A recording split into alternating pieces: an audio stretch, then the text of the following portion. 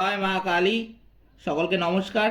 অনেকেই আমাকে জিজ্ঞাসা করে থাকেন যে এমন কিছু একটা উপায় বলুন যেই কাজটা করলে আমরা আর্থিক কষ্টের হাত থেকে রক্ষা পাব।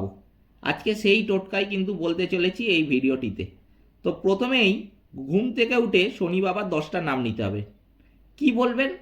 প্রথমেই বলবেন জয় শ্রী শনি, ছায়াত্তজা, সৌরি, পঙ্গু, যম, কৃষ্ণায়ম, অর্কিমন্দ, অসিত, রবিযোগ, ছায়া শুনু। এই 10টা নাম আমি আবার বলছি।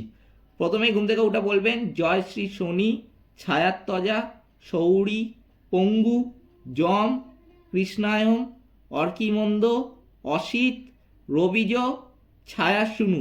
এই 10টা নাম নেবেন। তারপরে নাক থেকে শ্বাস ফেলে দেখতে হবে, আর নাকের নিচে আঙুলটা রাখবেন।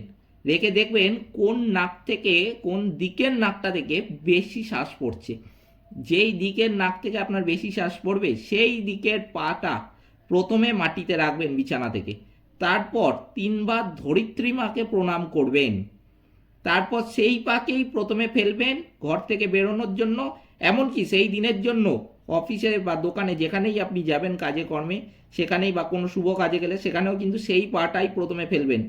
দেখবেন আপনার সমস্ত বিপদ এবং আর্থিক কষ্ট কিন্তু কেটে যাবে। শুধু এইটুকখানি করে দেখুন, 1 মাসের মধ্যে আপনি ফল পাবেনই পাবেন। শনিদেবের কৃপায় আপনার সমস্ত রকম আর্থিক কষ্ট কিন্তু কেটে যাবে এবং শনিদেবের আশীর্বাদ ধন্যও কিন্তু আপনি হবেন। সকলে ভালো থাকবেন, সুস্থ থাকবেন।